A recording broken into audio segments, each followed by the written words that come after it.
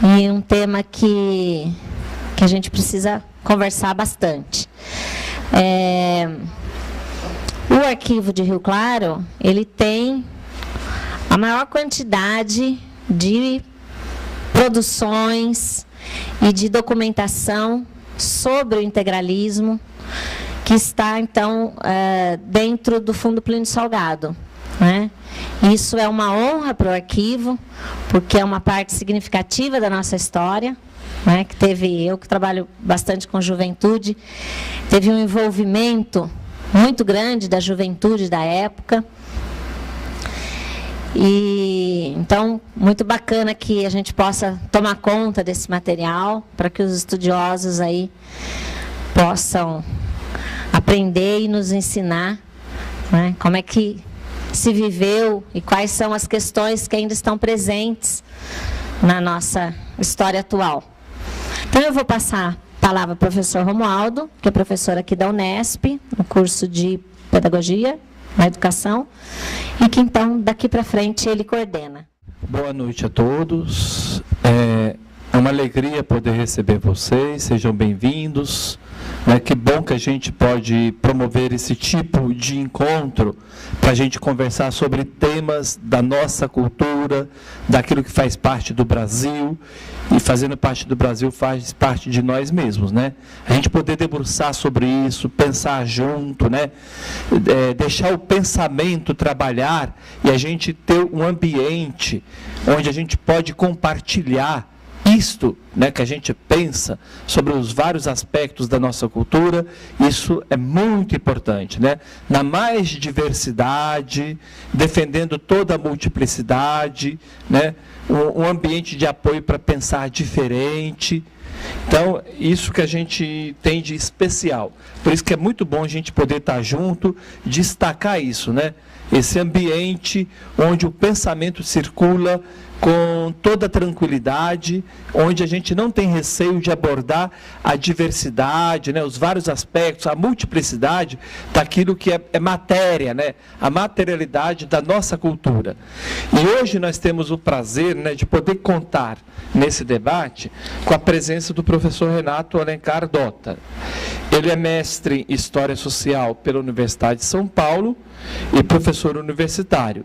No mestrado, ele pesquisou sobre o integralismo brasileiro, né? Nós temos aqui no arquivo uma versão da dissertação dele, e ele utilizou amplamente o acervo do Fundo Plínio Salgado, que é aqui do nosso arquivo. Ele é organizador do grupo de estudos do integralismo, né, que está vinculado oficialmente, né, registrado no Conselho Nacional de Pesquisa, né? Ele coorganizou 4 encontros de pesquisadores do grupo em instituições universitárias pelo país. Atualmente ele está preparando, então, o projeto de estudo dele, do doutorado, também continuando esse tema. Então, esse livro aqui, que é de um encontro, né, de pesquisadores, o Renato organizou, né? E nesse livro que nós estamos lançando hoje, a bibliografia orientativa sobre o integralismo, 1932 a 2007, que está sendo lançado hoje, né? Que é a autoria do João Fábio Bertonha, né? Saiu aqui pela editora da FUNEP, com o Arquivo Público Histórico de Rio Claro e a Prefeitura Municipal de Rio Claro. E nesse texto aqui tem o prefácio, que é do professor Renato, tá? A apresentação, né? É o prefácio mesmo. É o prefácio, é. Aqui o prefácio. Integralismo, o elo perdido da história, que é o prefácio, então, do professor Renato, que está ali na mesa, né, à disposição depois para pessoas adquirirem. Então, quer dizer, nós temos uma noite que promete uma boa discussão, que todos nós possamos ficar bem à vontade. Acabando a apresentação, então, do professor Renato, eu vou coordenar o debate, e o objetivo é que todos possam, né, contribuir, compartilhando aquilo que se sentiu provocado no trabalho apresentado pelo professor Renato, que é resultado de uma pesquisa muito séria, né, feita com muita dedicação.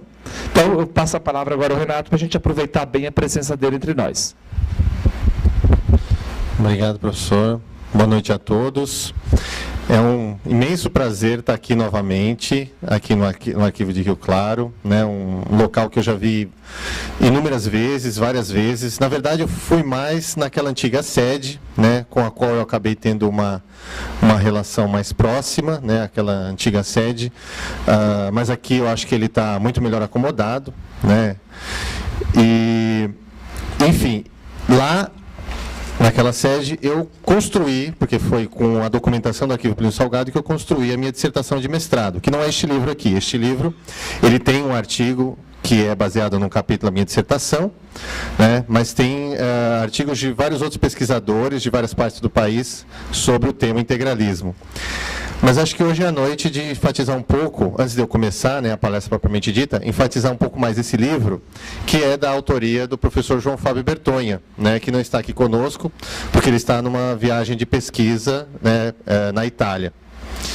E no caso, eu faço o prefácio, né, eu faço o prefácio deste texto e mostra um pouco as minhas aventuras aí na pesquisa sobre o integralismo, né? Inclusive o Fábio, né, o professor João Fábio, pediu para que eu analisasse, né, não só fizesse uma análise, um histórico do GEINT, né, que é o Grupo de Estudos do Integralismo, né, que o professor Romaldo citou aqui, o qual eu coordeno e hoje está registrado no CNPq, né, mas também, até por conta da minha pesquisa, da minha curiosidade, eu falo sobre uma convivência que eu tive com integralistas em São Paulo também, né, eu entrevistei vários deles, né, e a gente até acaba fazendo amizade com alguns deles, né, enfim, e isso está tudo registrado aqui, tá, depois a gente pode conversar um pouco mais sobre o livro. Hoje, na verdade, eu vou falar sobre um tema que é mais amplo, tá, e mais extenso, que é a questão do fascismo, né? De certa forma, eu estou um pouco confirmando, embora é algo ainda aberto à discussão, que o integralismo é fascismo. Uma das grandes discussões no que tange o integralismo é se ele foi ou não, ou se é ou não, né, um movimento fascista. Tá? Eu tendo a dizer que sim, porque ele tem várias características do que nós conhecemos como fascismo internacional, certo?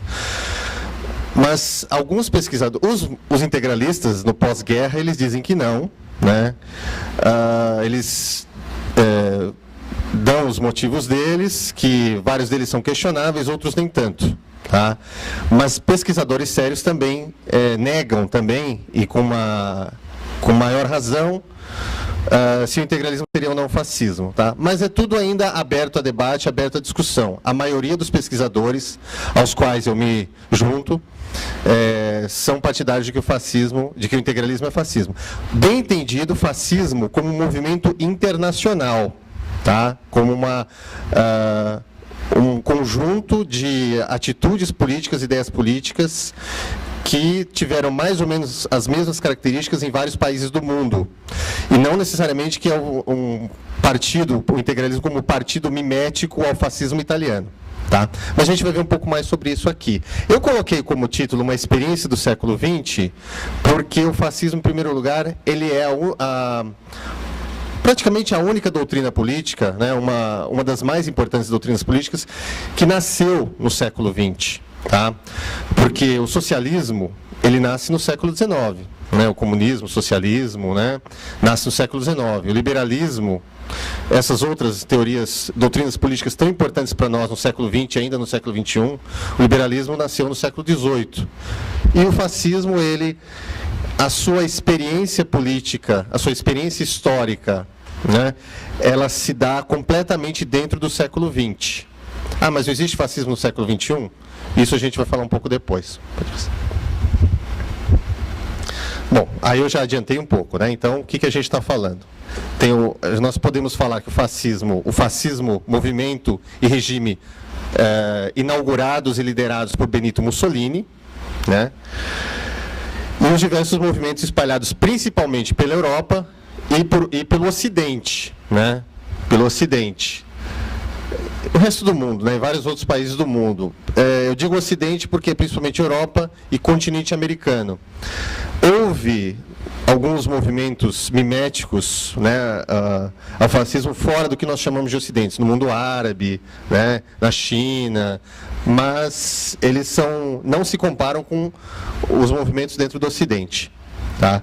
E esses movimentos, eles nasceram, em grande medida, eles nasceram inspirados pelo sucesso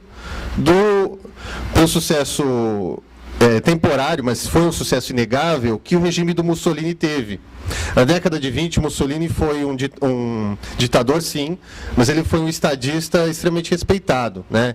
É forçoso a gente reconhecer isso, por mais que a gente seja contra, né, que o Mussolini foi um estadista respeitado na década de 20 e década de 30. Tá? Mas vários desses movimentos nasceram antes, né? Mas continuemos. Quais as características desse fascismo internacional? Ele era antiliberal, ou seja, ele é contra o liberalismo político, né, a democracia, tá? E também o liberalismo econômico, né? Então, o laissez-faire, né, as doutrinas liberais que ganharam terreno a partir da Revolução Francesa, a partir do século XVIII, e ganharam a Europa no século XIX. Tá? E que, nesse momento, na Europa, elas estavam dando sinais de fraqueza.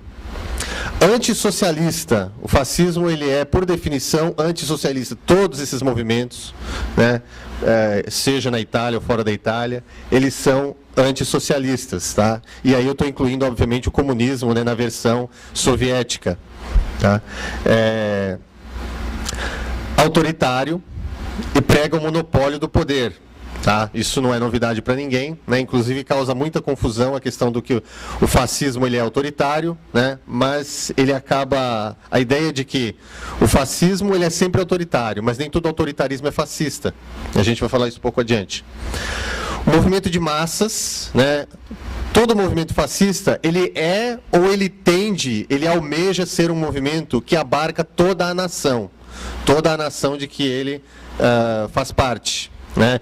Todas as classes sociais, ele pretende ser um movimento que ele quer derrubar as barreiras sociais, pelo menos em termos visíveis, né? E ele, então, por isso, ele quer ser um movimento de massa, um movimento que agrega toda a população, desde o mendigo até o magnata. Tá? Violência como instrumento político aceitável. Né? Nessa época, início do século XX, a rigor até hoje, né? Mas hoje, digamos assim, a nossa indignação em relação à violência política no mundo, ela é muito maior, né? Mas no início do século XX, até meados do século XX, a violência política era muito mais constante, inclusive no Brasil, né? Como a gente sabe. E só que, normalmente, mesmo naquela época, era mais difícil a justificação para políticos tidos como liberais ou conservadores tradicionais. Né? Mesmo os nossos coronéis, que usavam muito da questão da violência política, era tudo muito acobertado, em geral acobertado. Né? Agora, a violência que o fascismo é partidário, ele prega que a violência ela é legítima na luta política. Tá? De que a violência ela pode ser o meio viável de se alcançar o poder político. O fascismo não foi o único movimento a pregar isso. Né? Como a gente teve no início do século XX também a Revolução Russa, né? Vários socialistas também pregaram a ideia de que a violência poderia ser uma forma justa de se chegar ao poder. Né? E ambos, tanto Mussolini como Lenin, se basearam num autor francês chamado Georges Sorel, que escreveu um livro chamado Reflexões sobre a Violência, que pregava justamente sobre isso. Tá? Nacionalismo extremado. Todos os movimentos fascistas, né, que a gente rotula de fascistas, ou que se autorrotulavam de fascistas, eles eram de um nacionalismo extremo. Né? Desde aquele nacionalismo mais de cantar hino nacional, né, da questão do folclore local, etc., até a xenofobia e o ódio a tudo que é estranho ou estrangeiro. Tá? Mas isso tem matizes, conforme os movimentos e conforme os momentos. A simbologia. Isso também é encontrado em todos os movimentos que nós rotulamos de fascista, né? Aqui nós estamos aqui no local que abriga o arquivo do Plínio Salgado, né, que foi o fundador do, entre aspas, né, vamos colocar aspas aí por causa da polêmica, fascismo brasileiro. E, como vocês podem ver no fundo aqui, a gente tem aí um pouco da simbologia do movimento, né? Que, no caso aqui, a gente tem a questão dos uniformes, os gestos, normalmente o braço estendido, tá? O integralismo não foi diferente. Normalmente era conhecido como a saudação romana, por causa do Mussolini. Hinos, não só os hinos nacionais, mas os hinos dos partidos, rituais, etc. Tendências estatizantes, tá? Aí, no caso, essa tendência antiliberal se manifesta através dessa tendência de estatizar e nacionalizar tudo, tá? Toda a vida nacional. Pode continuar. Pode continuar. Antecedentes dos movimentos fascistas, os movimentos pré-fascistas, tá? A gente tem aí, é super polêmico, pessoal, mas alguns autores colocam a organização super conhecida aí até por causa de Hollywood, né? A Ku Klux Klan, a organização racista norte-americana, tá? É bem entendido, ela é pré-fascista, ela não é fascista, tá? Ela é do final do século XIX, ela surgiu num ambiente de derrota, né, do sul dos Estados Unidos no final da Guerra de Secessão, e depois da abolição dos escravos, os negros ganham direito a voto. E era uma organização secreta, na verdade, o que os movimentos fascistas em geral não são, mas eles usam da violência, ainda antes, né, da obra do Sorrell, eles usam da violência para impor a sua ordem política, tá? No caso, eles faziam linchamento de negros, por exemplo, nos locais de votação onde os negros votavam, eles iam lá, arrebentavam tudo, assassinavam as pessoas, etc. Tá? E eles tinham uniforme, que era aquela roupa que parece uma roupa de fantasma, né? Um outro momento, e um país que é tido muitas vezes como berço do fascismo internacional, é a França, né? A França aí da Revolução, né? Dos ideais de 1789, né? A França foi tido como um dos berços aí, e no local que houve muitas manifestações de caráter que nós chamamos de fascista, tá? Um momento que foi crucial na formação dessa mentalidade pré-fascista foi um episódio chamado caso Dreyfus, em que um capitão do exército francês foi acusado injustamente de ter fornecido segredos militares para a Alemanha, para o Estado-Maior alemão. E o capitão Dreyfus era francês, era judeu. Isso motivou um antissemitismo que estava em estado latente na França, né, que teve outros momentos anteriores, né, houve ondas de histeria antissemita antes, e nesse momento, foi em 1895, foi um pretexto para que houvesse uma histeria antijudaica, antissemita na França. Tá? E aí surgiu uma organização que também é tida como precursora do fascismo, que é a Action Française, a Ação Francesa, né, de um monarquista chamado Charles Maurras. Tá? Em princípio, ela tinha esse objetivo de restaurar a monarquia na França, essa organização. Tá? Mas ela vai ter vários ideais que vão ser adotados por movimentos fascistas na França e em outros países. Um outro exemplo de pré-fascismo também, talvez mais de pré-nazismo, né, mas é o Karl Lueger, que foi prefeito de Viena, né, no final do século XIX, então Império Austro-Húngaro. Ele foi prefeito durante mais de 20 anos, né, ele era, na verdade, um coronelzão lá de Viena. E ele era um prefeito tocador de obras, né? Ele era um prefeito que tinha muito carismático, uma popularidade muito grande na cidade. Um dos membros de um partido chamado Partido Social Cristão, católico, muito conservador e antissemita. Então, em seus comícios, ele costumava dizer bravatas antissemitas. E o Hitler, ele chegou a viver na Viena, governada pelo Karl Lueger, né? E o Adolf Hitler, né, depois o fundador do nazismo, ele vai usar o Lueger como um dos seus inspiradores. Tá? Bom, o fascismo, o nome vem de... esse nome vem de fascio. Né? O fascio, ele é um feixe, a palavra italiana vem de feixe, né? Depois a gente vai ver aqui o que é exatamente o feixe, né? Ele ele dá a ideia de unidade, união absoluta. Tá? Só que antes do movimento fascista do Mussolini, haviam grupos que eram conhecidos como fasci, né? como grupos como esses fácios, né? A gente poderia dizer em português, eram grupos que lutavam por alguns sindicatos, né? Alguns grupos que tinham causas diversas, eles se reuniam e se chamavam a si mesmo de fasci. Então, o fascismo, né? Não foi inventado pelo Mussolini, a ideia dos fasci não foi inventada pelo Mussolini. É a partir desses fasci que o Mussolini cria o seu movimento. Tá? E nesse momento, início do século XX, a gente vivia a crise do Estado liberal democrático, né? Das eleições diretas, né, ou indiretas. Na verdade, esse liberalismo era um liberalismo um pouco diferente do que a gente tem hoje. Era um liberalismo que era muito conservador, né, e as eleições, na verdade, no Brasil, a gente viveu isso no Brasil, mas em outros países não era muito diferente, né? Aquelas eleições a bico de pena, em que o voto era declarado, né? Os partidos controlavam as instâncias eleitorais, né? Então, é esse fascismo que se dizia, esse liberalismo, né, que se dizia falido, ele estava dando na verdade, ele estava fazendo água nesse momento, né? E é esse liberalismo que os fascistas vão atacar. Só que era o único liberalismo que se conhecia naquele momento no mundo, né?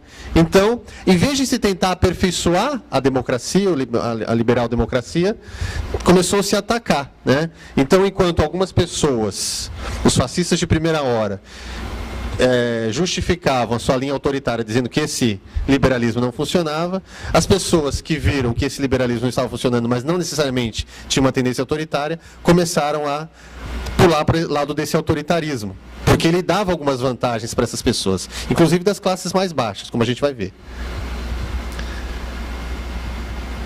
Aqui, essa é uma figura idealizada aí do movimento fascista, né? A gente vê aí uma obra de arte típica da era fascista, né, que era divulgada isso é um pôster que era muito comum. Nós tínhamos revistas, né, que usavam toda essa arte, né, essa abstração do movimento fascista. A gente tem aí uma representação abstrata de um soldado fascista, tá? Ele está nu porque, no caso, é uma inspiração neoclássica, né? Quer dizer, a gente é como aquela inspiração dos gregos e romanos, aquelas estátuas gregas e romanas, que retoma nesse início do século XX, há uma volta a essa base artística, a esse modelo artístico, tá? Isso que ele está segurando na sua mão esquerda é o fascio. Tá? Esse símbolo ele remete à Roma antiga, tá? E ele era usado pelos imperadores romanos, com a ideia de união, de que o Império Romano ele estava unido. E o machado ali na ponta, ele dava a ideia de força, de poder, de violência, se quiserem. Tá? Ali na sua cabeça tem uma boina tipicamente fascista, né, usada pelos fascistas. A adaga, ela simbolizava a guerra, e a guerra como justa também, né? Como força e como violência justas. O crânio simboliza o culto à morte. Tá? O fascismo, esses movimentos fascistas em geral, no integralismo isso nem tanto, tá? Mas no caso do fascismo italiano e mais ainda do nazismo, o culto à morte é muito forte. O culto à morte no sentido daqueles que morreram em batalha. Tá? Quem morre em batalha é a morte mais sublime e mais bela que se pode ter, segundo essa concepção. Tá? E ali uma bandeira italiana, como que forrando ali a pedra, né? Também como o símbolo máximo da pátria. Tá? Bom, o início do fascismo italiano propriamente dito. Tá?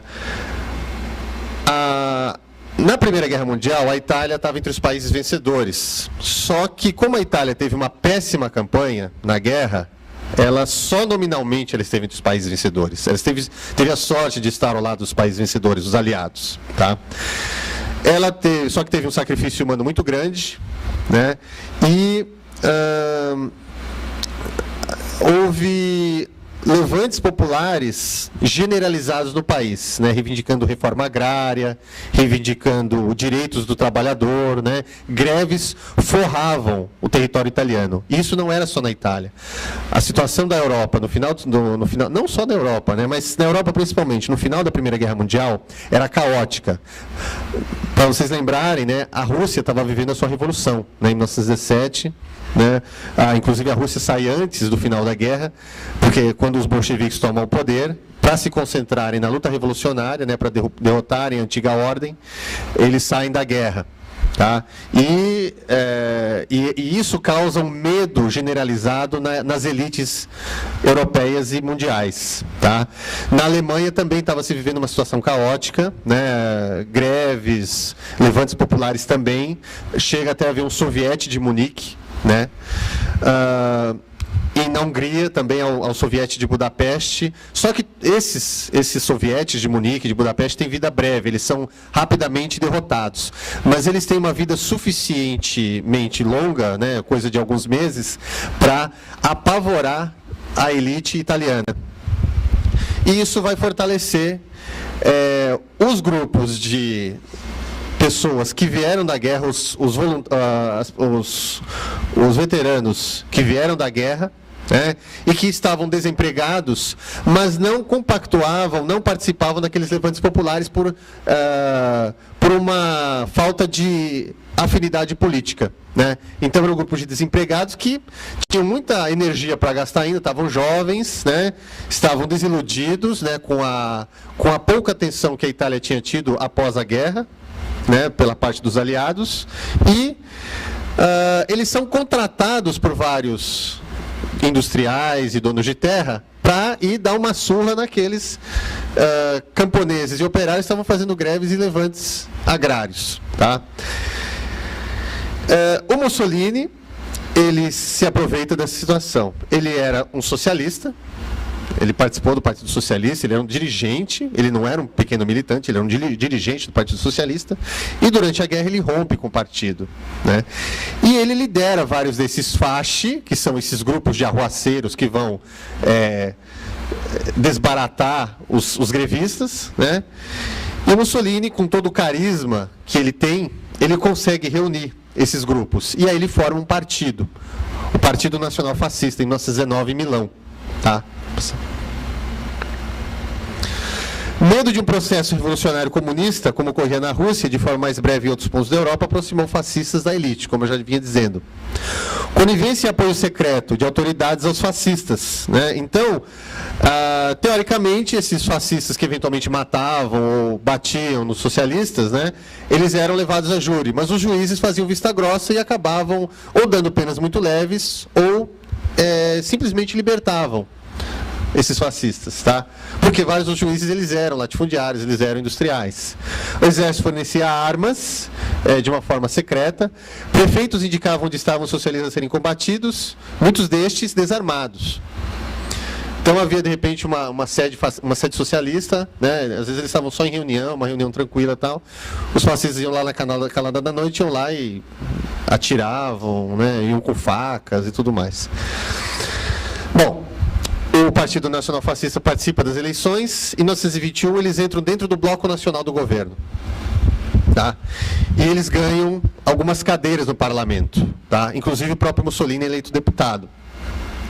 Embora os fascistas não tinham uma maioria dentro do parlamento, a fraqueza do governo liberal faz com que o rei da Itália, o Vittorio Emanuele, convoque o Mussolini para ser primeiro-ministro da Itália. Tá? Para tentar acabar com essa situação de levante que estava havendo em todo o território italiano.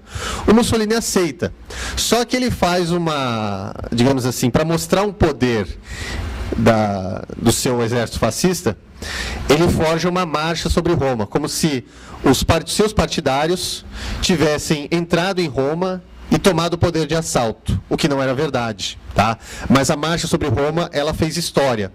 Tá? Ela ficou super conhecida, né? E ela ficou como a subida do fascismo ao poder. E aí começa a aventura do fascismo histórico. 29 de outubro de 1922. Tá? Essa data, 29 de outubro, ela vai ser depois comemorada por vários grupos fascistas, inclusive o Miguel Reale, aqui no caso do integralismo, ele tenta instituir como uma data, como se fosse o 14 de julho da Revolução Francesa. Os liberais têm o seu 14 de julho, nós teremos o nosso 29 de outubro, nós do fascismo internacional. O fascismo no poder. Ele se caracteriza como partido único, todos os outros partidos eles são dissolvidos, quem quiser ter uma vida política dentro do país tem que entrar dentro do partido fascista. Expansionismo militar. Tá? A Itália ela começa a se preparar para várias conquistas de territórios estrangeiros, que o Mussolini e os fascistas acham que é direito dos italianos, porque a Itália é um país super populoso, e a ideia do Mussolini é restabelecer o Império Romano.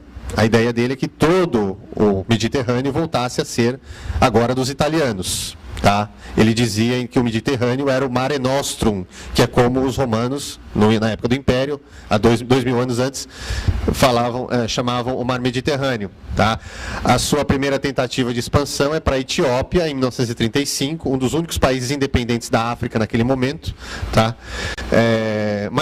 Foi mais ou menos como a campanha que os americanos fizeram no Iraque agora em 2002, 2003, foi uma campanha rápida, mas que depois deu muito trabalho para o Mussolini, para manter o país, a Etiópia. Tá? Dentro da sociedade italiana, a ideia de suposta colaboração de classes, a ideia de corporativismo. Então, o país precisava de patrões e operários para construir o país. Só que todos eram iguais, segundo essa visão, então todos deveriam colaborar, só que os operários não podiam fazer greve.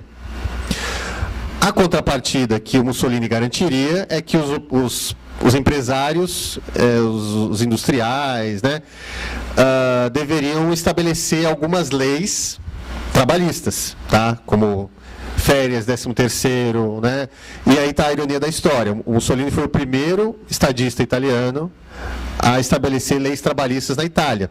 A nossa CLT aqui do Getúlio Vargas, em parte, ele copia esse modelo fascista. Tá? Por isso que muitas vezes aí muita gente que é principalmente contra, CLT, fala que é um modelo fascista e tal. Mas a gente tem que lembrar o seguinte: o Mussolini ele fez isso, mas eram reivindicações que os socialistas vinham tendo já desde o século XIX. Os movimentos trabalhistas diversos, não só na Itália, como na Europa toda, vinham tendo desde o século XIX. Ora, então ele repele esses movimentos, mas ele se apropria das ideias. Tá? E o corporativismo, a ideia é a seguinte, é de que não deveria haver sindicatos de operários. Os sindicatos deveriam ser por produção. Tá? Então, por exemplo, deveria ter o sindicato dos metalúrgicos. Então, deveria ter a parte dos operários e a parte dos empresários, no mesmo sindicato. Cada um teria direito a um voto, o que, teoricamente, daria uma ideia de união. Mas, normalmente, não é o que acontecia. Tá? Culto ao chefe do partido, o Duce, o que é o líder, confundido com o chefe pai da nação. Culto à ordem, seduz as pessoas. A Itália, ela estava dando sinais de ordem naquela época, Então, pessoas influentes ou não, em todo o mundo, viam a Itália como um exemplo a ser seguido. Tá? E isso contamina pessoas em todo o mundo, inclusive aqui. Militarização da sociedade e da vida do cidadão comum. Desde os 7 anos, a pessoa, homem ou mulher, deveria entrar numa organização paramilitar para começar a ter treinamentos paramilitares, para que fosse o futuro soldado, homens e mulheres. No caso da Itália, havia os balilla, que eram as crianças uniformizadas e que tinham treinamento paramilitar, visando aí a futura participação deles numa guerra. Aqui uma definição do fascismo por ele mesmo, pelo líder do fascismo, que é colocado na enciclopédia italiana. Na época da enciclopédia italiana, na época do fascismo, tinha essa definição, e até hoje ela continua com essa definição sobre o que é o fascismo. Aqui eu peguei um trecho. No que diz respeito ao futuro e ao desenvolvimento da humanidade em geral, o fascismo, a parte quaisquer considerações de política contemporânea, não crê nem na possibilidade nem na utilidade da paz perpétua. Portanto, rejeita o pacifismo, que só esconde uma renúncia à luta e uma covardia em face do sacrifício. Somente a guerra leva todas as energias humanas ao máximo de tensão e imprime a marca da nobreza aos povos que têm a virtude de enfrentá-la. A guerra é para o homem o que a maternidade é para a mulher. Tá? Vejam como é forte, então, a ideia do belicismo no regime. Bom, aqui o caso alemão. Tá? Que, segundo alguns autores, seria o paroxismo que o fascismo atingiu, a forma mais aguda, né, do fascismo. Há alguns autores que dizem que, no caso, negam, né, por exemplo, a questão do fascismo ser totalitarismo. Né? A Hannah Arendt, né, que é uma autora liberal, né, ela é alemã, judia alemã, se estabeleceu nos Estados Unidos, né, ela fugiu do nazismo. Ela advoga que o nazismo era totalitário. O fascismo italiano não conseguiu ser totalitário, ou seja, dominar todas as esferas da nação. Mas o nazismo conseguiu, assim como o stalinismo na Rússia. Tá? Bom, aqui nós temos um cartaz de um comício do Partido Nazista. Aí nós temos um soldado SA, né, que era uma milícia paramilitar do Partido Nazista. O texto diz: vamos para o comício popular em 9 de agosto. É um cartaz eleitoral, né? Então os nazistas estavam concorrendo a vagas no parlamento e eles tinham também uma divulgação imensa, né? Uma divulgação imagética imensa. Tá? Pode passar. Hitler antes de ser Führer. Hitler não era alemão, ele era austríaco, né? Isso acho que todo mundo sabe, né? Ele nasceu numa cidade bem na divisa da Alemanha com a Áustria. Ele era de uma classe média, seu pai era funcionário de alfândega, funcionário público. Tá?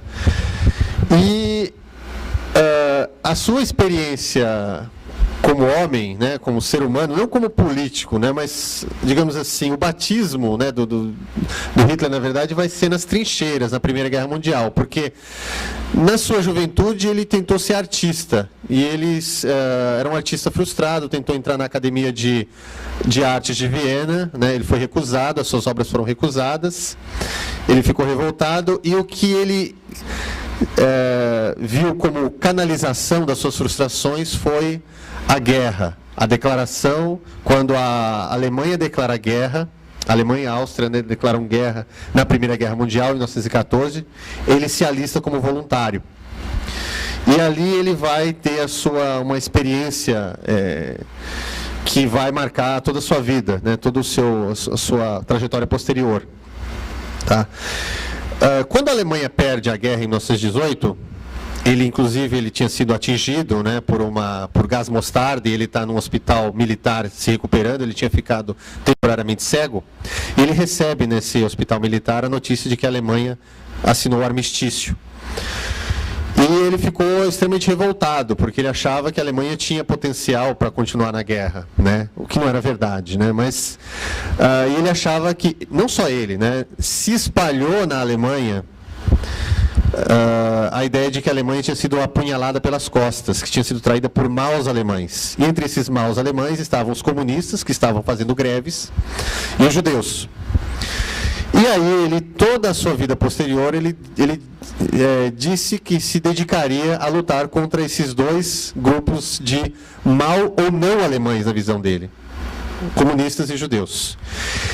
E logo depois ele se reabilita, né, que ele se reabilita e ele volta à vida civil, e a Alemanha está numa situação parecida da Itália, em termos de desempregados, né, todos aqueles veteranos de guerra sem ocupação, né? Vários deles vão se entrar em vários partidos, vão criar partidos, e o Hitler ele é contratado pelo exército para ser um espião, para entrar dentro desses partidos e ver reuniões, né, de partidos subversivos, e fazer anotações, né, mais ou menos como o Dobbs fez aqui durante a ditadura, né? E ele entra num partido com um nome bem suspeito, Partido dos Trabalhadores Alemães, que tinha acabado de ser criado. Só que o líder desse partido, dos trabalhadores alemães, ele tinha ideias assim, diferentes dos socialistas, né? Ele até dizia que o trabalhador alemão estava sofrendo e tal, mas ele era um líder antissemita, que era o Anton Drexler, que era um ferreiro, e ele começa a fazer discursos, né? E aí o Hitler ele começa a simpatizar com esse partido. E ele entra no partido. Ele abandona esse emprego no exército e entra no partido. E dentro do partido, o Hitler ele tem um carisma muito forte, ele domina o partido todo. E esse antigo fundador ele é eclipsado pelo carisma do Hitler, né? E 1919 é o ano, né, como vocês lembram, é o ano em que o Partido Fascista Italiano também é fundado. Só que enquanto o Mussolini, 3 anos depois, ele já está no poder, na Alemanha o processo vai ser um pouco mais longo. Então o antissemitismo, né, como eu já expliquei, vai ser uma das bases do programa do Partido Nacional Socialista dos Trabalhadores Alemães, né, que o Hitler ele dá esse novo nome ao partido, chamava-se Partido dos Trabalhadores Alemães, mas ele dá a ideia de que o Hitler ele simpatiza com a ideia de socialismo, mas o socialismo não deve ser internacional, não deve ser o socialismo que seria o marxista, né? Deveria ser um socialismo nacional, só para os alemães, tá? E nesse Partido Nacional Socialista, e aí a abreviatura dele é Nazi, né? Os judeus teriam que estar excluídos. Isso não acontece, e é bom que isso fique claro, isso não acontece no fascismo italiano. O fascismo italiano, de origem, ele não é antissemita.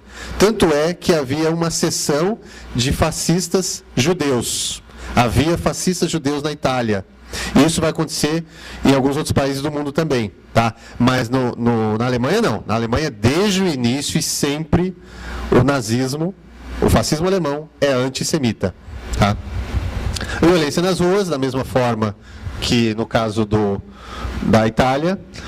Há o culto aos mártires, né, como eu falei, o culto à morte. Numa dessas batalhas de rua, há um dos líderes nazistas locais, ele é morto, um jovem advogado, ele é morto, e ele é transformado num herói. E isso vai dar ele é transformado em mártir da causa do nacionalsocialismo, é o Horst Wessel. E o Joseph Goebbels, né, que vai ser depois ministro da propaganda, ele vai fazer um culto muito forte a esse Horst Wessel, vai criar um hino, e vai ser o hino oficial do Partido Nazista, o Horst Wessel Lied, o hino de Horst Wessel, tá? A luta contra o sistema dentro das regras do sistema. Apesar de ter tentado um golpe em 1923, e o Hitler aí é preso depois desse golpe, passa alguns meses na cadeia, no geral, eles vão depois disso, o Hitler vai falar, bom, ele vai tomar a seguinte resolução: nós vamos tentar tomar o poder seguindo as regras do sistema. E aí eles se candidatam a eleições, tá? Durante a maior parte da década de 20, o Partido Nazista ele tem resultados eleitorais irregulares, tá? Mas com a crise de 29 isso vai mudar. A reconquista da honra. Uma das bandeiras do Partido Nazista é a revisão ou a abolição do Tratado de Versalhes, que obrigava a Alemanha a pagar indenizações de guerra aos países vencedores da guerra, e que estava fazendo com que o país tivesse uma crise econômica sem precedentes. Hiperinflação, desemprego, quase 1/4 da população desempregada, o que era, em parte, verdade. A crise de 29 é aquela, né, o crash da Bolsa de Valores de Nova York, né, e os seus efeitos são devastadores na Alemanha, né, que a Alemanha dependia inteiramente do que se negociava em Wall Street. Isso vai ter um efeito catastrófico na economia do país, tá? O governo que a Alemanha vivia naquele momento era da República de Weimar, né, que era um Estado liberal democrático, com eleições parlamentares, etc. Só que os governos caíam um após outro, né, os primeiros ministros caíam um após outros. E o Hitler ele já se colocava, diante dos sucessos que o Partido Nazista tinha nas eleições, como candidato a primeiro-ministro, ou como se diz até hoje na Alemanha, chanceler, né? E isso acaba acontecendo. Em 1932 eles têm um sucesso eleitoral que os transforma no maior partido da Alemanha. E em 1933 ele é chamado pelo presidente von Hindenburg, que odiava o Hitler, mas se viu obrigado a chamá-lo. Não odiava porque ele era democrata, não, o Hindenburg, mas porque ele tinha desprezo pelas origens do Hitler. O Hindenburg ele era um um latifundiário da Prússia, herói militar, foi general, herói da Primeira Guerra Mundial, e Hitler, ele era o que o Hindenburg costumava chamar um simples cabo bávaro, né? Que foi o máximo que o Hitler conseguiu chegar na guerra, cabo. Só que ele é obrigado a dar o braço a torcer. Em 1933, ele nomeia o Hitler como chanceler, num governo de coalizão. Tá? Alguns ministros são do partido nazista, outros são de partidos tradicionais, partidos de direita, mas tradicionais. Tá? Achavam que poderiam manipular o Hitler e o nazismo, e se enganaram redondamente. Acaba acontecendo um incêndio no Reichstag, que dizem que foi causado pelos próprios nazistas. Isso fez com que o Hitler proclamasse às pressas um plebiscito que dava amplos poderes para ele. E aí ele acaba com todos os partidos, fecha todos os jornais dos outros partidos, e qualquer oposição ao partido nazista seria punida. Tá? Os comunistas, vários deles são assassinados, né? Os judeus já começam a ser muito incomodados, né? Sinagogas são depredadas a partir desse momento. Tá? No ano seguinte, acontece um racha dentro do partido nazista. Né? Um camarada do Hitler, desde os primeiros momentos do partido, né, chamado Ernst Röhm, ele não aceita algumas das determinações, algumas das decisões do Hitler. Por exemplo, de que o exército deveria ter uma certa autonomia, uma certa independência. O Röhm queria ser o líder do exército, que era um militante do partido. Né? E o Hitler, ele resolve ficar com o exército. Tá? E aí o exército exige que o Röhm seja assassinado e todos os seus subordinados. O Röhm tinha um poder muito grande. Ele tinha toda a força paramilitar do partido subordinada a si. E essa SA, né, que era essa força paramilitar, boa parte deles são assassinados em 2 dias. No dia 29 e 30 de junho de 1934, centenas de pessoas são assassinadas na Alemanha. Vários dos antigos inimigos de Hitler, que não tinham nada a ver, inclusive, com a política, são assassinados nesse momento. É uma limpa que ele faz aí. Tá? O nazismo, logo no seu primeiro ano de poder, já mostra a que veio. O expansionismo militar. Tá? Em 1936, eles recuperam o Sarre, que era uma região alemã que estava sendo controlada pela França, na verdade pela Liga das Nações. Ela é recuperada de uma forma completamente legal, né? Ou seja, por um plebiscito que estava previsto mesmo pela Liga das Nações. Só que a ideia é que ela deveria ser uma região não militarizada. E o Hitler faz vista grossa, na verdade, ele dá de ombros para essa determinação, ele entra com seu exército e ninguém faz nada. A Liga das Nações, a Grã-Bretanha, a França, não fazem nada. Áustria e Sudetos. Em 1938, o Hitler ele resolve invadir a sua terra natal, a Áustria, e consegue sem disparar um tiro. Tá? Também ninguém fala nada, pelo menos a nível de governo. Havia protestos, né, de antinazistas, né, em várias partes do mundo, mas em termos de governo, a própria Liga das Nações não faz nada. Ele invade a região dos Sudetos, que era uma região de minoria alemã, que ficava na Tchecoslováquia. E em 1939 ele invade a Tchecoslováquia completa em março. Nesse mesmo ano, ele resolve invadir a Polônia. Aí as nações acordam. Grã-Bretanha e França declaram guerra à Alemanha, e é quando começa a Segunda Guerra Mundial. Tá? Pode passar. Eu não vou entrar na guerra, tá, pessoal? Vamos falar de outros movimentos fascistas. A Itália e a Alemanha, né, são, de longe, os exemplos mais bem-sucedidos e mais bem acabados do fascismo. Mas houve outros muito importantes também. E na Europa, um dos mais importantes foi um que a gente não conhece muito, pelo menos quem não é da área não conhece, que foi o da Romênia. Né? Um movimento que ficou conhecido como Guarda de Ferro. Isso aí a gente vê uma peça, na verdade não é bem uma peça de propaganda, é um selo que foi publicado, né, ele foi lançado durante o breve período que eles participaram do governo na Romênia, em 1940. Tá? Esse era o líder deles, o capitão Cornélio Codreanu, que fundou o movimento em 1927 e que tinha várias características. Tinha um uniforme, no caso a camisa verde, como os integralistas aqui, né? Ele era advogado e ele também tinha um grande carisma. Isso é muito comum entre os movimentos fascistas, né? Um líder carismático. Ele foi preso e foi assassinado na prisão em 1938. Tá? Só que depois o seu partido foi chamado, era um partido muito forte, e ele foi chamado para compor o governo, junto com outras forças políticas, mais ou menos como Hitler na Alemanha 7 anos antes. Tá? Só que o que acontece? Era um movimento que era fortemente antissemita, sempre foi, como o nazismo, e eles queriam fazer uma reforma agrária, só que nas terras dos judeus. Né? E como vários judeus eles eram próximos a outros setores do governo, entrou em choque. Tá?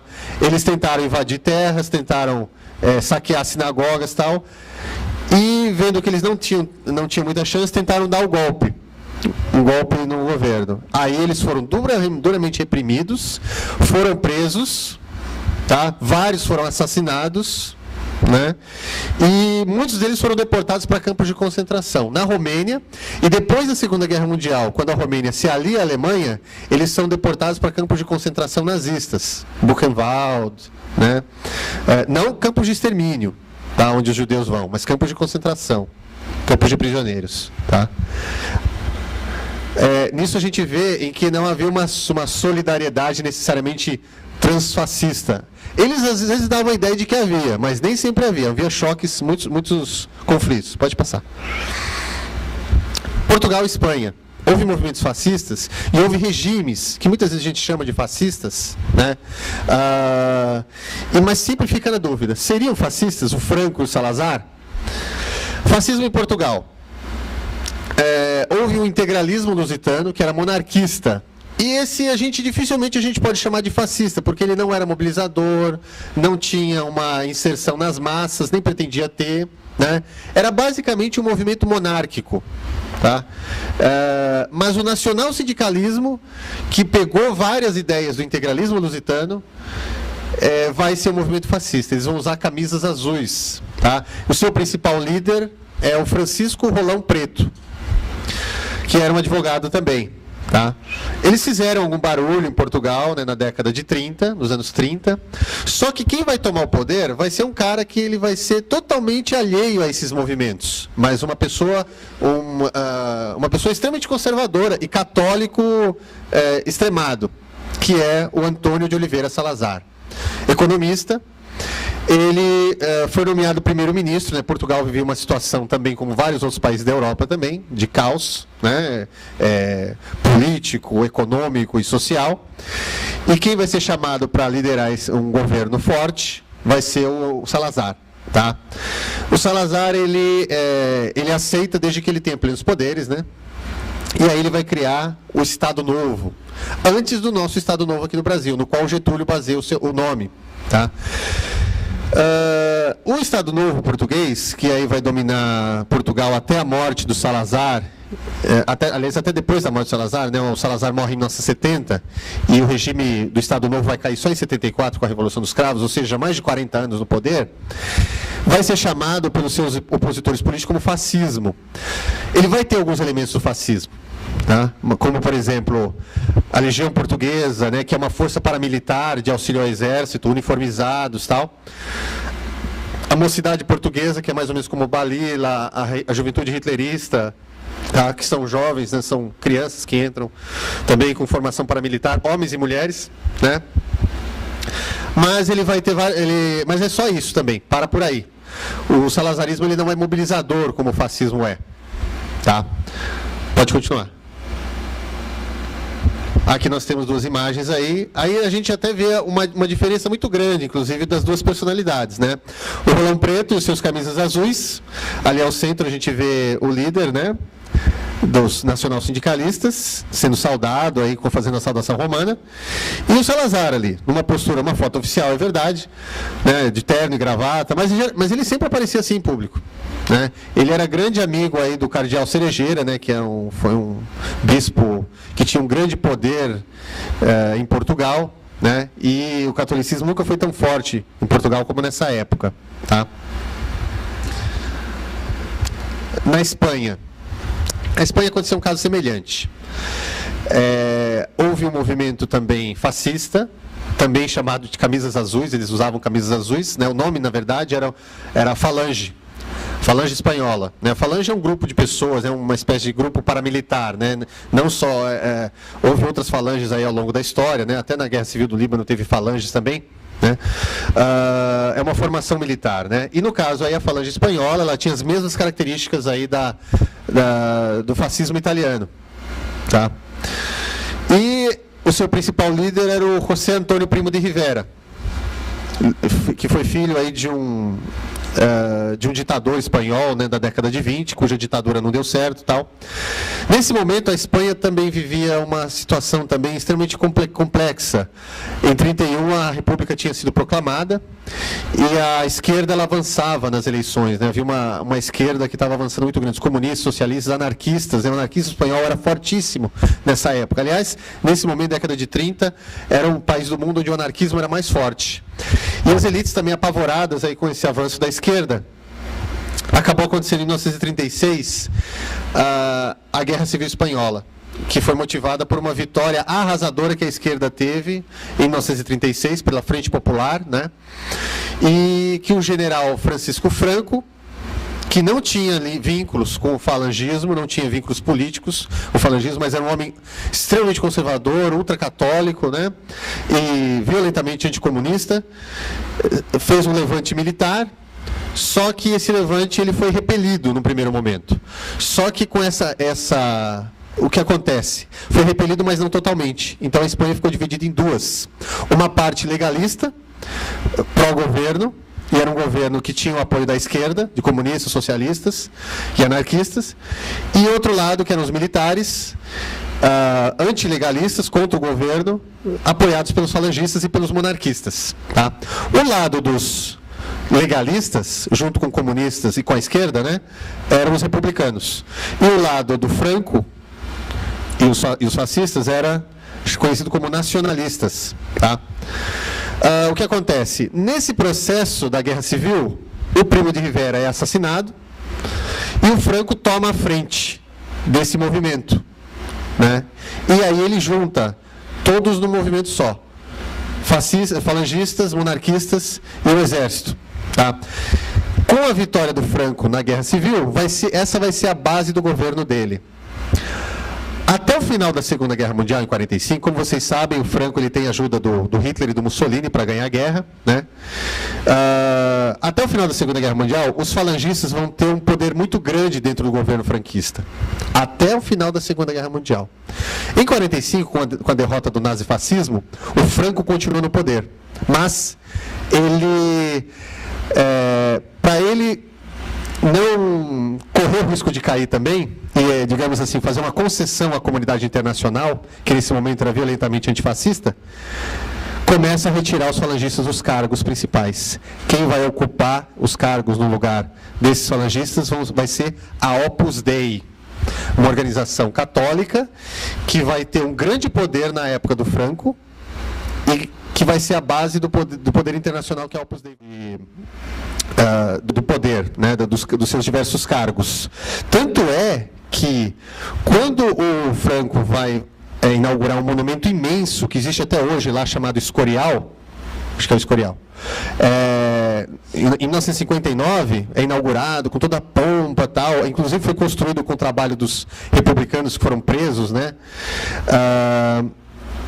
Ele, no meio toda aquela cerimônia, com igreja, exército, tudo mais, aí tem os falangistas representados, né? E tem um falangista que grita: Franco traidor! Aí o que acontece com esse camarada? Ele imediatamente é silenciado e é preso, jogado na prisão, e aí ele vai ficar muitos anos na prisão. Tá? De novo, então, a gente vê o Franco como, então, ele era fascista enquanto foi conveniente para ele. Tá? Depois ele continua sendo extremamente autoritário, um ditador, até ele morrer em 75. Mas cada vez menos fascista nesse sentido que eu estou falando para vocês. Tá? Veja então como é complexo. Salazar e Franco não eram fascistas. Tá? Autoritários ao extremo, mas não fascistas. Aqui as duas figuras também. O José Antônio, que foi assassinado pelos republicanos ainda, né, no meio da Guerra Civil. Tá? Aqui uma imagem idealizada, né, uma pintura baseada em foto, tal, né, que eles, de toda aquela propaganda, né, deles. Né, então, aí ele usando, segurando a bandeira da Falange, fazendo a saudação romana e com a sua camisa azul, num fundo, né, com nuvens. Né, e ali o Franco, numa postura marcial, né, uniformizado, certo? Na América Latina. Aqui a gente teve o caso do integralismo, mas teve outros. O integralismo foi o movimento fascista, né, mais forte do hemisfério ocidental, tá, o mais forte do continente americano. Foi o que, ou seja, foi o que teve o maior número de adeptos, tá? Mas nós tivemos um outro também, né, no caso no Chile. Né, que talvez, ainda faltam muitos estudos sobre o fascismo na América Latina, né, mas o do Chile é forte candidato a ser o segundo mais forte. Ele foi liderado por um advogado. É engraçado que ele funcionou exatamente no mesmo momento que o integralismo. Ele foi fundado em 1932 também, né? E ele tem um episódio que vai selar o fim da sua trajetória, né, nos anos 30 também, que é um massacre aí, né, muito mais grave do que o que os integralistas viveram aqui, né? Em 1938, né, que é quando acontece aqui a intentona integralista, que tentam assaltar lá o Palácio do Getúlio, o Palácio Guanabara.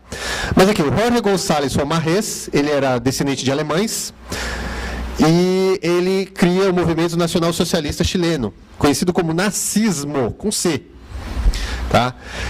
Ele consegue arregimentar alguns fiéis, alguns milhares de fiéis, né?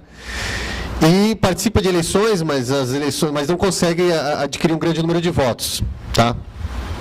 Eles vão ser detidos no massacre do Seguro Obreiro, que é a Previdência Social lá no Chile. Foi uma tentativa de golpe, né, numa campanha eleitoral. Né, na campanha eleitoral estavam apoiando um dos candidatos a presidente, que não era o candidato do presidente naquele momento, não era o candidato presidencial, era um candidato de uma oposição direitista, mas de oposição. E eles fazem um desfile, e depois do desfile eles tentam tomar de assalto a Universidade Chilena e tomar esse Ministério da Previdência Social. Tá? E eles são dominados, tá? E depois de dominados, eles são todos levados para o prédio da Previdência Social e fuzilados, certo? 63 militantes são fuzilados friamente. Tá? Depois disso, o movimento caiu em descrédito. Né?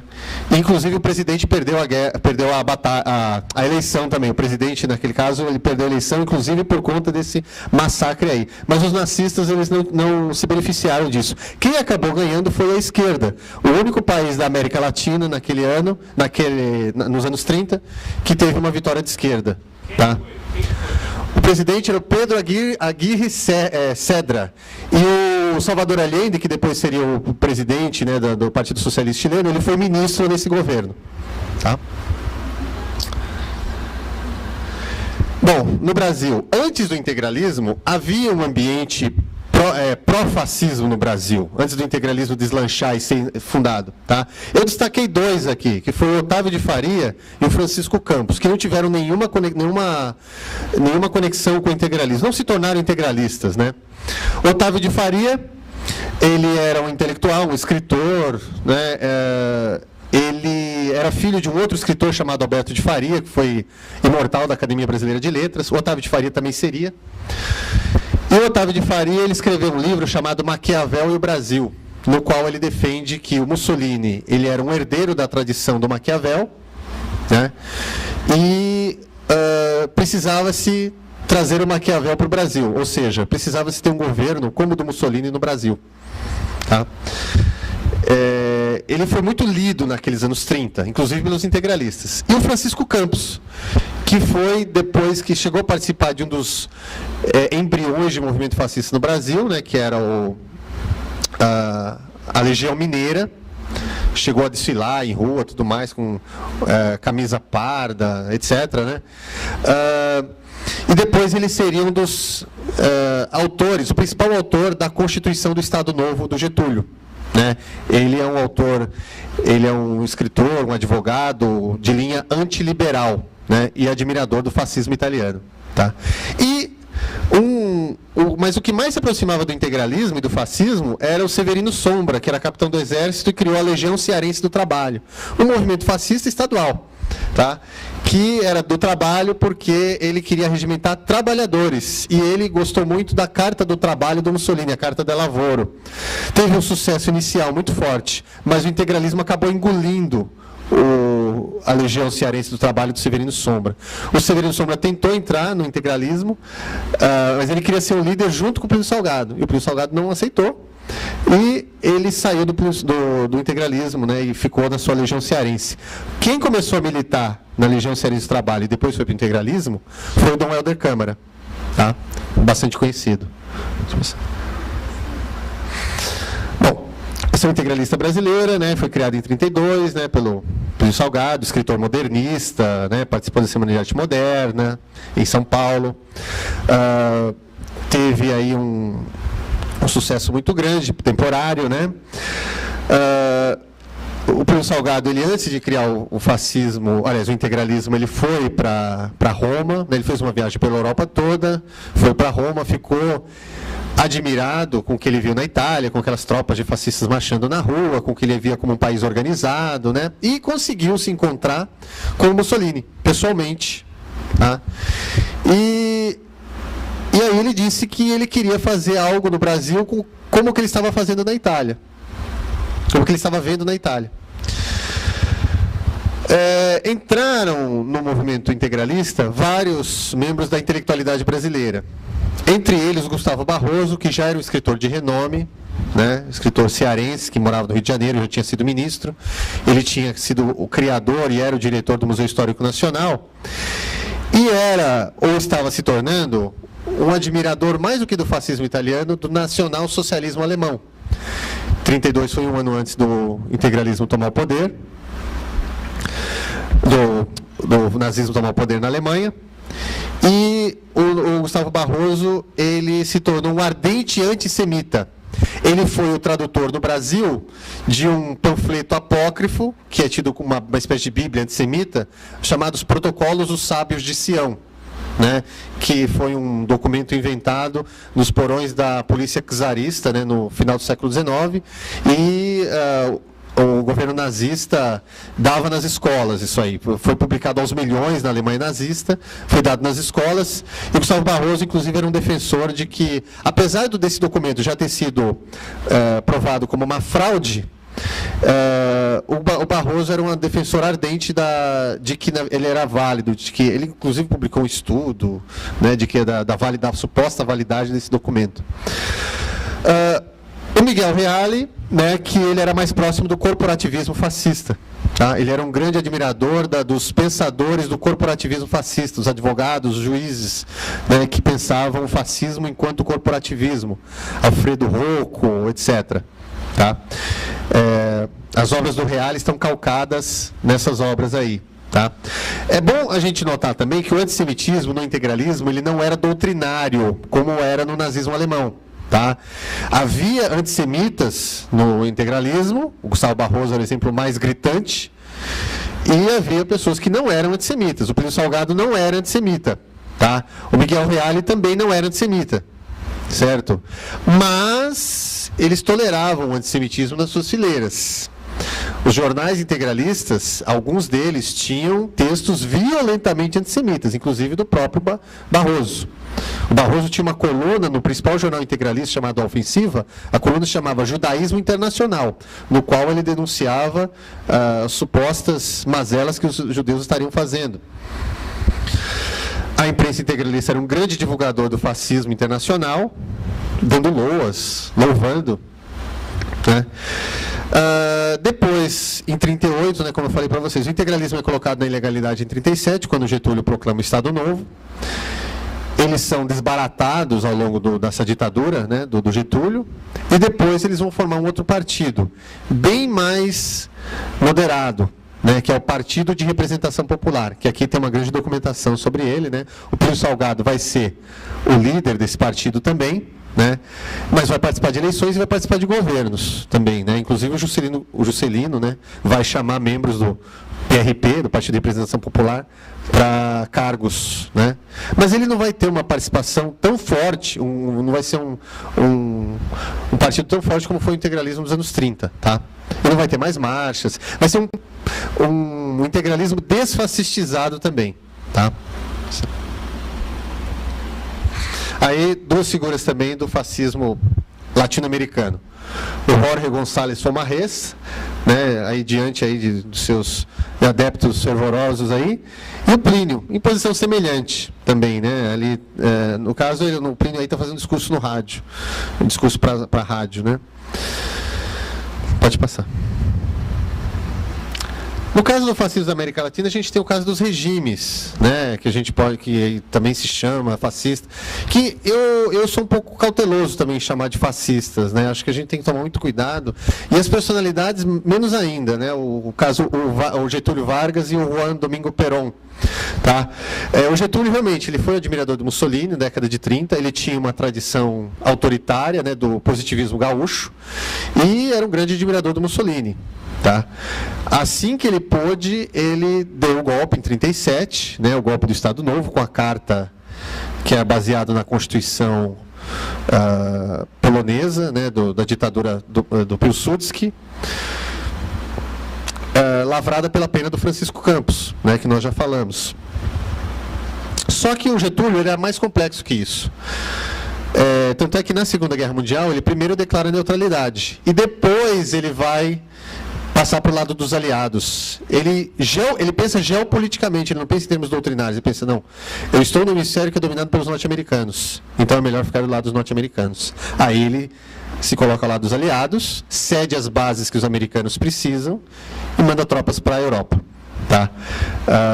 E aí, ele, num primeiro momento, ele cai, né, em 45, quando o fascismo é derrotado na guerra, ele cai, né, o Estado Novo cai, só que politicamente ele sobrevive, tanto é que ele volta anos depois ao poder.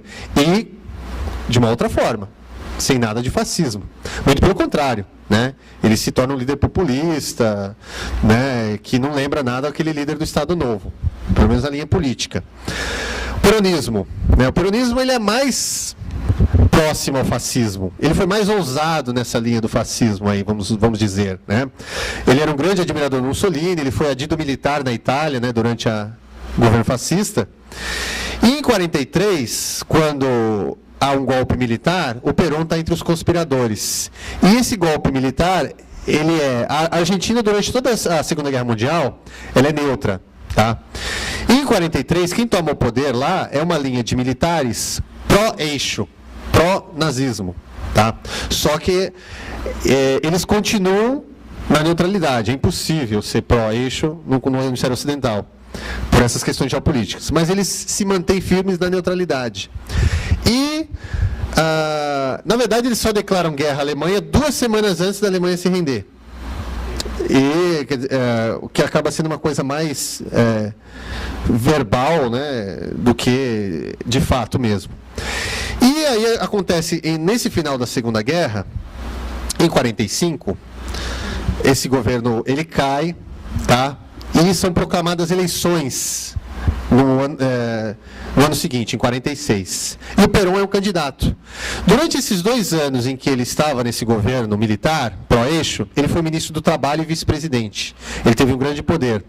E ele colocou também na prática, na Argentina, a legislação trabalhista que também não havia no país. A Carta del Lavoro, que ele adaptou ao modelo argentino. E ele também era muito carismático, e ele era aquele líder popular que ia no meio dos operários, dos sindicalizados, tal. Ele ia lá no meio dos açougueiros, né? A Argentina é um grande exportador de carne, né? No meio de todo aquele pessoal dos matadores, tal. Coisa que boa parte da elite argentina tinha nojo, né? De ir no meio daqueles matadores. Ele ia lá e cumprimentava o pessoal, tal. Fazia uma média com os operários, né? Com o povão. Isso deu uma popularidade imensa para ele. E ele foi um fortíssimo candidato às eleições de 46. Tá? Nessa campanha, os americanos estavam apoiando maciçamente o candidato contra o Perón. E um embaixador americano na Argentina, em Buenos Aires, falou em entrevistas, falava, o Perón é nazista, o Perón é fascista. Né? O Perón ele, muito espertamente, ele canalizou isso falando, isso daí são forças estrangeiras querendo dominar a política argentina. Ele ficou como nacionalista e ele foi eleito. Tá? Ao longo do seu governo, ele vai implantar essa legislação trabalhista, mas ele vai ter um governo semiditatorial, digamos assim, né? Um governo com uma fortíssima propaganda digna dos governos fascistas, típica dos governos fascistas, o nome dele, a cara dele estampada por todo o país, jornais dominados por ele, rádios, né? E da Eva Perón, né? Mas com eleições e tal, mas é oposição sem a mínima chance, né? E o governo dele vai ser muito polêmico, porque ele vai acolher vários dos nazistas fugidos da Europa. Né? O mais famoso dele, o Adolf Eichmann, que depois vai ser capturado, né, por forças israelenses, vai ser julgado e condenado à morte em Israel. E o Joseph Mengele, que primeiro foi para a Argentina e depois veio para o Brasil. Tá? Mas, inclusive, o Perón dava cargos para essas pessoas. Davam cargos, claro, cargos apagados, mas às vezes cargos de poder. Banco Central, né, posições estratégicas dentro de instituições estratégicas, Banco Central, ministérios estratégicos. Tá?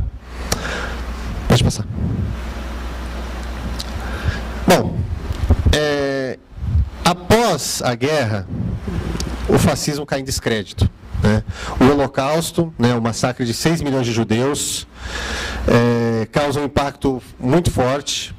E a própria Segunda Guerra Mundial, né, ela causa um impacto, ela exaure o mundo. Né? E a Alemanha e a Itália, né, que eram os dois grandes porta-vozes do nazifascismo, né, são fragorosamente derrotados. O Hitler, com aquela sua morte patética, né, inclusive, né, os países aliados eles invadem, né, a Alemanha e a Itália, e o partido nazista ele é colocado na ilegalidade. Até hoje ele é ilegal no país. Só que na Itália, como a derrota italiana foi diferente, houve uma conivência com os fascistas da Itália. Na lei diz que também o partido fascista ele é ilegal. Não se pode, não existe partido fascista na Itália, não pode existir. Né? Só que os fascistas eles se reagruparam numa associação denominada, um partido denominado Movimento Social Italiano, MSI. Tá? Vários dos ex-membros do governo fascista que sobreviveram continuaram nesse governo. Né? Por que lá foi diferente? Porque o Mussolini cai já em 1943, 2 anos antes do fim da guerra. E aí, o governo italiano que sucedeu Mussolini passou para o lado dos aliados. Né? Então isso fez com que muitos oportunistas ficassem com os aliados, continuando fascistas. E eles puderam sobreviver depois politicamente. Tá? E aí eles formaram o MSI. Mas nunca foi um partido tão forte como foi o regime do Mussolini. E nunca voltaram ao poder, a não ser em prefeituras, vereadores, deputados, coisas assim. Tá? Depois, nas 2 décadas seguintes, o fascismo ele teve uma presença extremamente...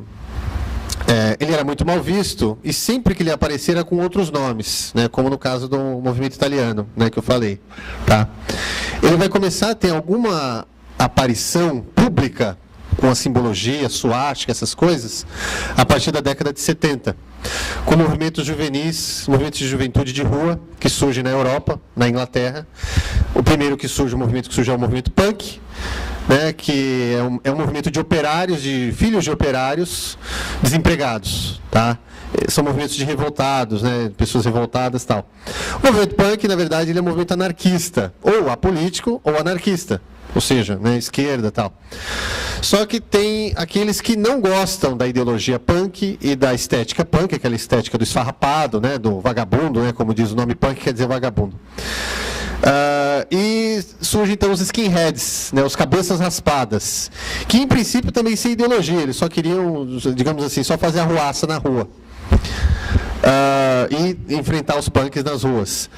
Mas aos poucos eles começam a ter uma ideologia xenofóbica, racista, tá? Contra os imigrantes, que também começavam a chegar na Europa a partir desse momento. E aí eles vão começar a adotar uma estética nazista e fascista. Usar suásticas, tá? Inclusive adotar a ideologia, entrar em pequenos partidos, em movimentos, né, em pequenos movimentos. Isso em vários países, inclusive no Brasil. Outra faceta do fascismo no pós-guerra é o chamado negacionismo do Holocausto. Ora, essas pessoas que absurdamente negam a existência do Holocausto, que o Holocausto tem existido, por que elas querem negar isso?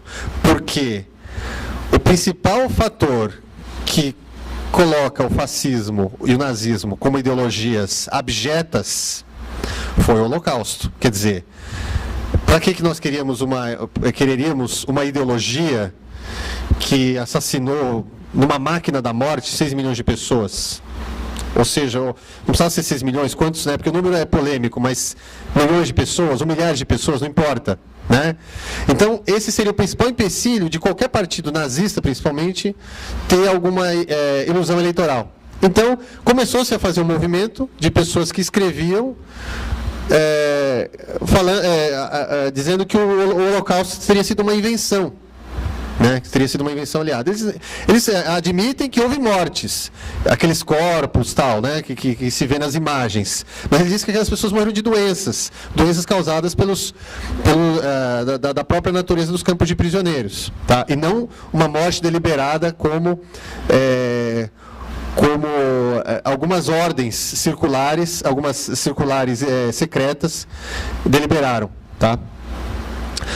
Além deles, teve um movimento dentro desses partidos fascistas e nazistas, pequenos partidos, né, que alguns conseguem se legalizar, outros não. São movimentos esotéricos dentro do nazismo e do fascismo. Então existem alguns ideólogos, né, por exemplo, essa Savitri Devi, que é uma mulher, que era uma francesa que foi para a Índia e tentou ligar o nazismo ao hinduísmo, dizendo que o Hitler foi uma reencarnação do deus Vishnu, que é o deus da destruição, tá? Que é o deus da destruição que previa e tentava fazer uma nova reconstrução sob outras bases puras, tá? Puras da sociedade, que a sociedade teria chegado num estágio de decadência extrema, e o Vishnu, segundo os ideais do hinduísmo, né, o Bhagavad Gita, né, que é a escritura hindu, ele viria, isso, né, está no Bhagavad Gita, o Vishnu viria depois, né, desse extremo da decadência, para destruir o mundo e reconstruí-lo. E na visão dela, o Hitler seria a reencarnação desse deus Vishnu, tá? Nem todos os neonazistas seguem essa teoria, mas vários seguem, tá?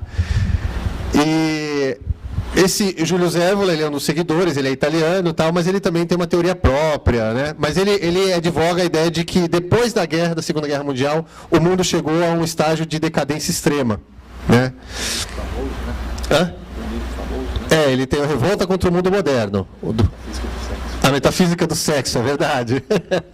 A metafísica do sexo, mas aí ele tem toda uma teoria a respeito do sexo, do papel do sexo. Ele não era puritano. O volume é assim, verdade. Ele não era puritano, muito pelo contrário. Ele achava que o sexo tinha um papel muito forte, muito importante na sociedade, né? E o Miguel Serrano, que tinha sido militante daquele nazismo chileno, e ele é vivo ainda, o Miguel Serrano. Os outros dois faleceram, mas o Miguel Serrano é vivo, e ele criou, a partir da ideologia da Savitri Devi, o hitlerismo esotérico, tá? Que, sinceramente, eu achei complicadíssimo, eu não conseguia resumir aqui, né? Mas quem quiser, tem na internet essas coisas, tem mais informações na internet sobre isso, tá? E o neofascismo online, quer dizer, tá, o neofascismo ao alcance de todos, tá? Vários desses grupos aqui têm sites, talvez todos tenham sites online, sites na internet, né? O que faz com que eles tenham contatos entre eles que antes da internet não era possível, dada a perseguição policial do establishment em relação a esses grupos. Aí eu coloquei fotos. Aquela é a Savitri Devi, ali quando jovem ainda, né? E ela faleceu em 78, ela morreu, tá? Ela mesma tem uma trajetória muito louca também, assim, que já valeria toda uma palestra também. E o movimento skinhead aí, que já é mais conhecido, a gente já vê até na mídia e tal, né? Deixa eu passar. Bom, aí eu só queria reforçar a questão do fascismo como epíteto, né? O fascismo ele foi tão forte na sua época, e ele ficou tão marcado por causa da Segunda Guerra Mundial, que ele se transformou num epíteto, né? Então, O fascismo é uma ditadura, é verdade, mas nem toda ditadura é fascista. Às vezes, no calor das discussões políticas, se dizia que o Pinochet era fascista, o Berlusconi hoje fala, Berlusconi é fascista, né? O regime militar no Brasil era fascista, Médici e tal, né? Por conta de toda a truculência que muitas vezes eles tinham. Hã? Pois é, alguns ainda dizem, né? Também. Não vou entrar na polêmica, não. Até Stalin, né? Por exemplo, o próprio Trotsky, né, dizia, né, na sua luta contra o Stalin, dizia que o Trotsky, o Stalin, na verdade, estava edificando um Estado fascista na União Soviética, né, e muitos trotskistas dizem isso. Mas, por mais truculento e violento e totalitário que o Stalin tenha sido, a gente tem que tomar cuidado para não misturar as coisas, né? A gente até pode dizer no calor do embate político, mas não confundir, a TFP, né, também chamada de fascista e tal. Mas a gente... dentro do contexto histórico, o fascismo é isso aqui, é mais ou menos isso que eu tentei falar para vocês. Fora disso, a gente tem autoritarismos, a gente tem ditaduras, né? Falar às vezes até o patrão, meu patrão é um fascista, né? Mas é autoritário, né? Mais perto. Tá, desculpa. Eu achei que estava atrapalhando.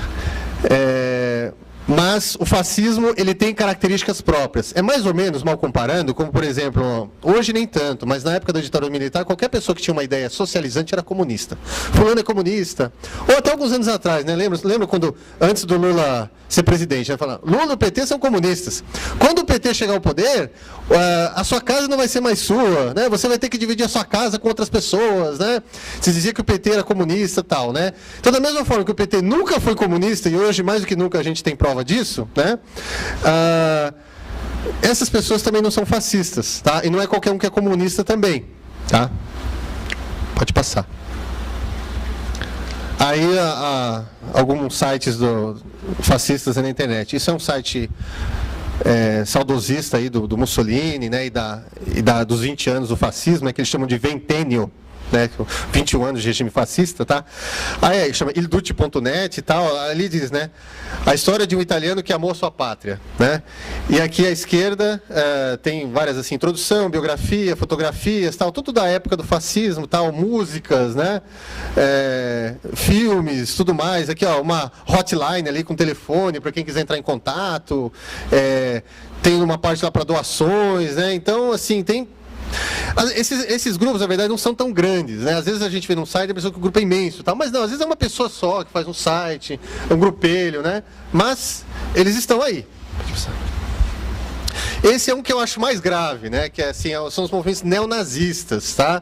Que aí nesse caso é um site norte-americano, entre os muitos que tem nos Estados Unidos, né? Ali logo está escrito bem explicitamente, mais explícito impossível, né? Racismo violento extremo, né? Então Revolução Branca é a solução final, né? Então eles já pegam aquele termo solução final do Holocausto que os nazistas usaram no Holocausto. Vocês veem ali um Hitler furioso ali ao lado de uma suástica flamejante, brilhante, né? E ali o nome do provedor do site ali chamado Powered, né? Ou seja, é provido por hate, ou seja, ódio. O nome do próprio provedor é ódio já, né? E são movimentos que são de supremacia branca. Tá? Ali embaixo, ali ao lado daquelas bandeiras nazistas ali que a gente vê, embaixo vocês têm a bandeira do Sul Confederado, né? Que é da bandeira dos estados do Sul que lutaram na Guerra de Secessão, vários deles aí simpáticos a Ku Klux Klan, né? Só isso que eu ia passar.